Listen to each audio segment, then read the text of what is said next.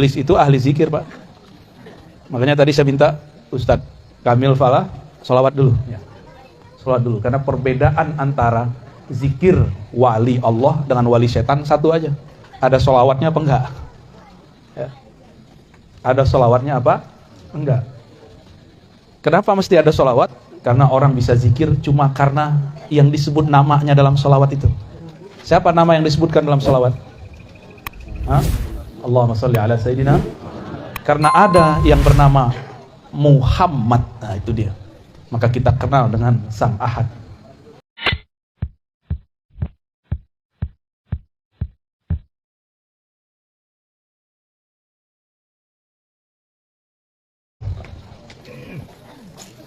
Assalamualaikum warahmatullahi wabarakatuh.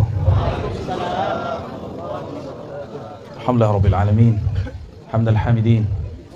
Hamdal dzakirin, hamdal syakirin. Hamdal mukhlisin as-sabirin. Asyhadu an la ilaha illallah, asyhadu anna Muhammadan abduhu wa rasuluh. Allahumma shalli wa sallim wa barik ala sayyidina Muhammad wa ala alihi wa ashabihi wa li baitihi wa dzurriyyatihi ajma'in. Gimana, masih kuat enggak? Zikirnya dahsyat tadi ya. Kalau di kota itu udah langka tuh zikir begitu. Dianggap gila sama orang. Benerlah kata Nabi, uzkurullah hatta yaqulul munafiqun muraun. Sebut-sebutlah Allah, zikir-zikirlah kamu banyak-banyak sampai orang munafik tuduh kamu gila. Tuduh kamu kesurupan. Jadi tadi itu kalau zikir jadi Jakarta disebut Pak Kiai Haji Maman ini pemimpin zikir kesurupan. Dituduh ntar ya. Apalagi kalau pakai zikir yang aslinya, itu ada zikir berdirinya tuh. Kalau di kampung-kampung Melayu di Sumatera, di Kalimantan ada namanya ratib berdiri. Berdiri, Pak. Nah, ya, semuanya geraknya. Ada yang sembari gerak, titik-titik rotasi zikir. Maka muncullah namanya gerakan tari saman. Tari saman itu bukan tari sebenarnya. Itu seni yang diambil dari gerak zikir. Ya. Seni yang diambil dari gerak zikir. Gerak zikir itu bukan hanya dari ubun-ubun dari pusar ke ubun-ubun ke bau kanan, banyak. Jalan zikir itu sebanyak titik di dalam diri kita. Ya, banyak sekali.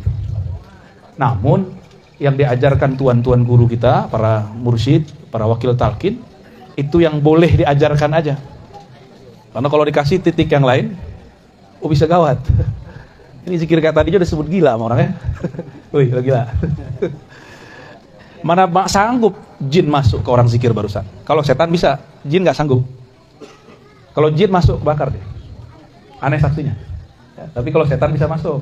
Tapi setan yang dulu mereka ikut berzikir dengan iblis. Iblis itu ahli zikir, Pak.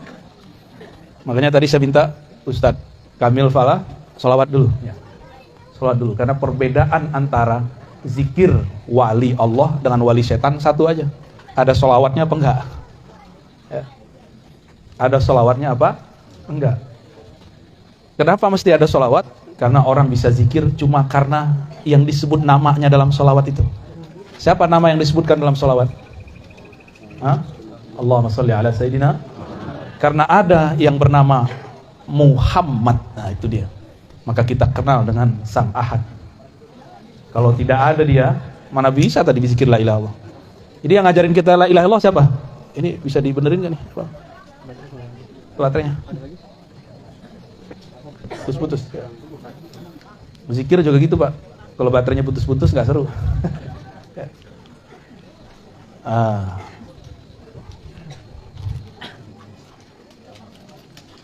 Ganti. Baik. Nabi SAW mengajarkan zikir itu dengan cara yang berbeda-beda, metode yang beragam, mulai dari metode yang panjang sampai metode yang pendek. Contohnya, beliau SAW mengajarkan orang, maukah kamu mengamalkan sesuatu yang jika engkau amalkan, maka tudriku naman sabaqakum. Kamu akan mencapai makom orang-orang terdahulu kamu. Ternyata zikirnya biasa aja. Subhanallah 33, Alhamdulillah 33, Allahu Akbar 33, tambah la ilaha illallah. Sederhana ya, sederhana. Tapi di belakang ada kalimat penutupnya Nabi SAW. Siapa yang mengamalkan zikir ini, dia akan menjadi orang terbaik di hari kiamat, kecuali ada yang datang dengan zikir yang sama atau yang lebih baik daripada dia. Makanya zikir 33 itu cuma contoh. Ada kawan saya baru hijrah Pak, baru tobat, tapi ikut kelompok ekstrim. Saya kerjain dia, saya tanya, di hadis zikir itu 33, kalau aneh zikir 32 gimana? Oh bid'ah itu. Kalau aneh zikir 34, 35, ada contoh di masa Rasul. Dia terjebak dengan angka. Terjebak dengan angka. Angka itu banyak. Yang disebut banyak itu kan as-salasah fa aksar, 3 lebih. Ya, benar gak? Kalau 33, 34, 35 itu kan masuk lebih. Jadi ulama-ulama yang saklek itu mereka lupa dengan esensi zikir. Ya ayyuhallazina amanu dzkurullaha dzikran katsira. Wahai orang beriman, zikirlah sebanyak-banyaknya. Namun karena kita ini otak suka ngitung, mesti dikasih batas. Maka oleh Pak Haji Maman dikasihlah zikir 5.000, ya, 11.000, 70.000, tahlil, khatam tahlil 70.000, zikir ataqah. Masih itu pakai? Masih ada nih kawan-kawan ngamalin tuh. Ya alhamdulillah. Nah, itu yang punya ilmu-ilmu jelek dulu rontok tuh pakai itu tuh. Rontokin aja, jadi nggak usah dimandi-mandiin, zikirin aja tuh. 70.000 la ilaha illallah. Nggak usah belajar aneh-aneh Pak, zikir aja 70.000 kali 7. Nggak perlu, mau debus antum nggak perlu deh. Ilmu sihir nggak perlu deh, ilmu pelet nggak perlu. Cuma kan yakin kurang. Kalau kiai-kiai tarekat itu mereka nggak sibuk dengan ilmu kanuragan, ilmu kesaktian. Mereka sibuk dengan yang maha sakti. Makanya orang-orang tarekat nggak mempertunjukkan kesaktian. Nggak ada namanya pertunjukan debus dalam tarekat. Kecuali tarekat debus, tapi tarekat azkar nggak ada. Turunan dari tarekat zikir, jadi seni, ada seni tari, ada seni debus, itu bisa. Tapi ujung dari debus, apa ujung dari debus? Bismillahirrahmanirrahim, la yadurru ma'asmihi syai'un fil ardi wala fis sama' was sami'. Itu ujung debus, ujung silat situ semua. Dengan nama Allah yang siapa saja bersama namanya, cukup bersama nama, cukup. Maka tiada yang merusak, tiada yang menyakiti engkau baik di langit ataupun di bumi. Itu kalau kita ma'asmihi, belum di dalam nama, baru bersama nama. Kalau kita sudah di dalam nama gimana? Apalagi nama di dalam kita. Jadi zikir-zikir kita ini latihan memaiyahkan asma. Apa arti memaiyahkan? Membersamai nama, karena nama dan yang punya nama tidak pernah terpisah. Nama dan yang punya nama tidak punya terpisah. Siapa yang punya nama? Allah. Dan yang punya nama itu dekatnya dengan kita lebih dekat dari urat nadi, lebih dekat dari jantung kita sendiri, lebih dekat dari diri kita merasa dekat. Cuma kita kan nggak merasa dekat. Maka zikir-zikir hentak-hentakan itu sebenarnya untuk membuka blok, kalau bahasa orang di kota. Kalau kita di pesantren nyebutnya hijab. Ya. Hijab apa? Hijab kegelapan, hijab cahaya. Ternyata hijab terbagi dua. Ya, hati-hati nih. Hijab artinya penghalang kita kepada Allah. Kenapa nih beberapa orang bingung, nih zikir apa sih? Kok bentak-bentak Allah sih? Nah, itu dia kehijab akalnya. Allah kan gak budek, ngapain zikir keras-keras? Yang budak bukan Allah, ente yang budak. Orang udah zikir dari tadi, ente masih mikir aja. Ya. Budak tuh akal itu. Orang udah asik nyebut nama Allah itu dia masih mikir. Telinganya pada segede itu, di sampingnya orang udah zikrullah, masih aja nanya. Ya. Itu hijab, Pak, hijab akal itu. Apalagi yang sok-sok modern, hari gini. Iya, hari gini, ya salam. Tapi kan ada menu khafi, ya, kan ada menu jahar, ada menu khafi. Yang nggak seneng zikir keras, zikir lembut aja. Asik juga itu. Orang nge-rap di luar, kita ngepop di dalam ya. Boleh, nggak masalah. Ya, antum nggak sedang zikir keras, zikir lembut di dalam. Orang yang sedang asik dengan kerasnya, jangan dilarang. Itu. Nikmat hidup kalau begitu. Kalau zikir tadi pejam mata nggak? Atau pada menontonin orang? Ya. Kalau mau menikmati zikrullah, mulai dari pejam mata. Karena mata ini hijab, ini penghalang. Penghalang yang membuat kita tidak bisa merasakan getaran nama. Ya, Maka perlu dipejam. Supaya ketika awal-awal betul perlu diambil dari pusar, ditarik ke ubun-ubun, ke bahu kanan, hujam ke kolbu. Itu awal-awal. Kalau udah kenceng zikirnya di kolbu aja, nggak usah keluar-keluar, ntar kepalanya kemana-mana. Capek tukang mijitnya. Ya, jadi kalau sudah kenceng, cuma di kolbu Allah ya. Jadi nggak usah kemana-mana, kepalanya nggak usah di situ aja. Allah. Ya. Itu kan cuma metode jalan zikir. Kalau sudah sampai di tujuannya, jangan balik lagi. Itu namanya debat kusir. Ya, bolak-balik. Kalau belum tembus, ulang lagi dari pusat, naik begitu. Ya. Tapi kalau sudah di situ, udah langsung main di kolbunya. Dan itu lebih enak. Kan tujuannya cuma iza zukirallah wajilat qulub. Kalau disebut nama Allah, kolbu bergetar. Kalau getarannya sudah main, maka dia akan bergerak di dalam. Gak perlu ditarik-tarik ke otak lagi, ya. Jadi besok-besok kalau zikir lagi, jadi kepala antum tuh rehat. Ya. Cuma begini aja dia. Itu udah nikmat, bukan main. Itu jantung tuh Farhan dia. Tahu Farhan nggak? Apa arti Farhan? Hah? Farhan bukan nama teman itu. Apalagi nama yang punya toko sebelah. Oh, nama sopir Grab ya? Bukan, Farhan artinya bahagia. Karena kutul qulub zikrullah. Makanannya kolbu adalah menyebut nama Allah. Kalau makanannya kiai kan bukan hanya nasi, asap juga. Ya, ahlul hisab. Dukhon. Di Quran tuh ada surat Dukhon ya. Waktu awal pandemi itu ada ustadz cocok logi nakut-nakutin umat pakai hadis palsu bahwa 15 Ramadan terjadi dukhon. Ya, kiai-kiai ketawa, aneh dukhon tiap hari. Dukhon namanya itu, rokok, ya, rokok asap. Jadi berzikir itu jangan sibuk di jalan. Nah, teknik dari ambil dari ubun-ubun segala macam itu jalan. Kalau kita sudah masuk ke dalam rumah, jangan keluar-keluar lagi. Ya. Nah, ini kepada para pencinta zikrullah nih ya. Kalau zikirnya tadi udah cepat kan? Kolbu itu lebih cepat dari lisan, lebih cepat dari kepala. Kalau awal-awal boleh begini. La ilaha. Kalau kepala apa? Kalau udah cepat gimana? Kayak gimana tuh? Kira tripping sama orang ya. Jadi lucu ya. Cukup kepalanya ke bawah. Begitulah Rasulullah SAW. Karena Rasulullah itu puncaknya zikrullah. Beliau nggak perlu gerak. Jadi kalau orang nanya Rasul nggak pernah zikir begitu. Iya Rasul, bukan ente. Ente kan bukan Rasul. Dari mana kita tahu faham ini? Ketika ada orang ngadu kepada Rasulullah. Wah Rasulullah itu ada orang zikir kok riak bener.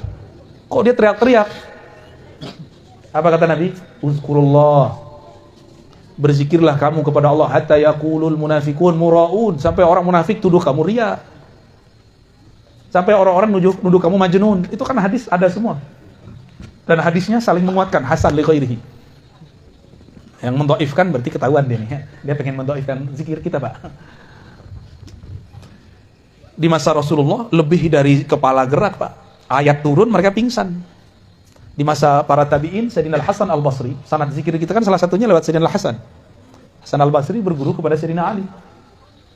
Itu Al-Hasan Al-Basri dibacain ayat, dia masuk ke dalam satu masjid, orang lagi baca ayat. Surat Al-Hadid, alam ya'ni lil ladzina amanu an takhsha'a qulubuhum li dzikrillah.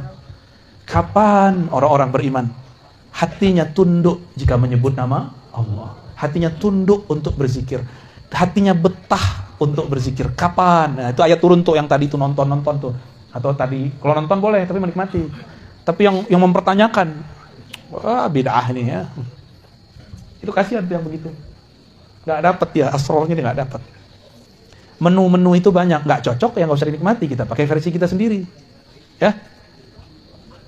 Misalnya torikot saya Syazili, di Syazili nggak ada begini. Torikot itu cuma jalan, tujuan torikot berzikir. Sekarang ente sudah zikir, tinggalkan nama torikot kalau sudah nyebut nama Allah. Jadi kadang-kadang torikot itu jadi hijab, muter padahal dia sudah deket. Udah mau masuk dia jalan lagi, udah masuk dia jalan lagi. Oh, itu bukan torikot saya. Jangan begitu kalau sama Allah ya. Apa arti thariqah? Jalan. Kalau alamatnya udah dapet, masih penting nggak jalan? Udah nggak penting jalan, Pak. Yang penting nyampe. Ya. Yang penting untuk apa punya banyak mobil bagus, tapi nggak satupun bisa disetir. Ya, bensinnya nggak ada. Untuk apa punya banyak motor, tapi nggak satupun ente bisa bawa. Satu kendaraan, tapi sampai bisa nganter kita bolak-balik, nggak rusak-rusak, itu lebih afdol. Ya. Kan banyak juga yang datang ke saya, saya banyak torikot. Ya. Nah. Terus maksudnya apa banyak torikot? Ya gitu. Pengen unjuk gigi ya untuk apa? Kalau orang banyak torikot, pencirian dia nyaman zikrullah. Bukan kemana-mana keluar-keluar aku banyak zikir, aku banyak torikot. Nggak perlu ngomong begitu. Ya. Bapak Ibu yang melakukan Allah, di saat orang-orang berzikir la ilaha illallah, di saat itu jika lisannya bersamaan dengan jiwanya, di satu makom nih, lisannya sama dengan jiwanya, jiwa lain dengan kolbu, jiwa itu nafs, jiwanya bisa dikendaliin, maka jiwanya langsung menjadi mutmain. Nah, kalau masuk ke kolbu jadi radiyah mardiyah. Kalau orang zikir la ilaha illallah dengan kolbunya, dengan jiwanya, apa yang hasil pada dirinya? Itulah yang disebut di dalam hadis qudsi. La ilaha illallahu hisni. La ilaha illallah itu benteng aku. Bentengnya Allah. Jadi bentengnya Allah bukan tembok tebal-tebal, tapi kalimah yang sudah masuk mendarah daging ke dalam badan, itulah benteng hakiki. Nanti kalau pandemi datang yang gede lagi, panik nggak? Kalau panik berarti bentengnya belum kuat. Kena nggak apa-apa, yang penting jangan panik. Karena serangan virus itu bukan ke badan yang bahaya itu ke pikiran. Berarti benteng rohaninya jebol. Coba tanya alumni COVID, lulusan COVID, LC, lulusan COVID, tanya tuh, pasti waktu mengalami dia kayak pengen mati aja bawaannya. Putus asa, benar nggak? Putus asa itu adalah torikot syaitoniyah. Torikotnya setan. Isinya was-was. Jadi orang mati bukan karena COVID-nya, mati karena was-was. Apalagi Bapak bisa bayangin, ya, Ibu bisa bayangin, di isolasi mandiri, enggak, tapi isolasi karantina, bukan mandiri. Di karantina nggak boleh ketemu siapa-siapa. Wah, itu lebih gawat lagi. Dan dia belum pernah belajar torikoh zikir. Orang ini kasihan, sungguh kasihan. Nggak ada teman zikirnya, nggak ada temannya. Ya, disitulah pengalaman kita, kawan-kawan kita banyak yang meninggal. Dan kawan-kawan saya pernah belajar zikir Allah dalam kolbu dan la ilaha illallah, rata-rata mereka sehat, rata-rata. Dan ketika sehat dia datang kepada kita, terus bilang terima kasih Bu ya, terima kasih Ustaz, udah ngajarkan zikir ini. Jadi teman saya ketika saya sakit. Kalau dia mati dalam zikrullah, kalau dia hidupnya betul-betul berkesan. Cuma maklum, manusia kan pelupa. COVID yang Delta baru pergi kemarin, tapi kan kita udah lupa aja Pak. Ya, pengen kena lagi. Ya. Enggak ya? Enggak, beneran. Untung kita di negeri Katulistiwa. Virus kalau udah keluar cuma berapa lama mati Pak. Kalau di negeri kita nih. Kalau di negara subtropis dingin, itu virus seneng. Maka Allah betul-betul sayang kepada kita. Alhamdulillah. Nah, kasihan kepada mereka yang tinggal di subtropis. Tapi karena Allah maha hebat, tenang aja ya. Mereka Allah akan setting tubuhnya dan sesuai dengan kondisinya. Jadi apa yang terjadi pada diri manusia saat dia baca la ilaha illallah? Dia sedang membangun benteng ilahiyah, al-hisn al-ilahi. Benteng-benteng keilahian. Kalau udah begitu, udah dapat zikrullah, kok masih belajar zikir khadam. Kok masih doyan sama rajah-rajah, itu aneh. Udah dapat afdoluz zikri, masih cari yang tidak afdol. Itu orang blow on atau orang on? Ya, sama aja ya. Afdoluz zikri la ilaha illallah. La ilaha illallah hisni, la ilaha itu paling tinggi, disebut bentengnya Allah. Terus antum masih cari jimat. Masih cari jimat? Ya. Itu jimat masuk sini ngikut dia. Tulisan Raja Antum kan nama Allah. Itu nama Allah ngikut la ilaha illallah dia. Masuk ke sini nggak bekerja dia, kan berzikir, nggak kerja dia di sini. Cobain aja, cobain masing-masing, nggak akan bekerja. Kita ini kan ngikut kata orang nih rajah berkah, kata orang, repot. Ya, udah dapat kerjaan, betapa bodohnya manusia, udah dapat zikir paling afdol, masih ngambil penjagaan diri yang nggak afdol. Ini kalau digabung nih dua hadis ini, afdhaluz zikri la ilaha illallah, zikir paling tinggi la ilaha illallah adalah hisni, adalah bentengku. Kalau digabung gimana? Benteng terkuat itu la ilaha illallah. Cuma ya rutin. Kok kerja bisa rutin? Kenapa kita mau rutin kerja Pak? Karena pengen dapat gaji kan? Bener? Kenapa nih bapak-bapak ini mau rajin kerja di sawah, di ladang, dagang, di kantor, guru? Kenapa? Karena pengen dapat hasil. Ini hasilnya udah Allah kasih duluan. Masih kurang yakin? Jangan-jangan memang kita kurang yakin kepada Allah Subhanahu wa ta'ala. Itu Nabi Sulaiman mau terbang zikirnya bismillah doang, Pak. Percaya nggak? Jadi Nabi Sulaiman cukup dengan bismillah terbang. Kita udah bui-bui baca la ilaha illallah nggak terbang-terbang ya. Emang mau terbang? Kurang keren, Pak, terbang pakai bismillah. Yang keren itu pencet-pencet aja pakai tangan. Nah, dapat tiket terbang. Bismillah.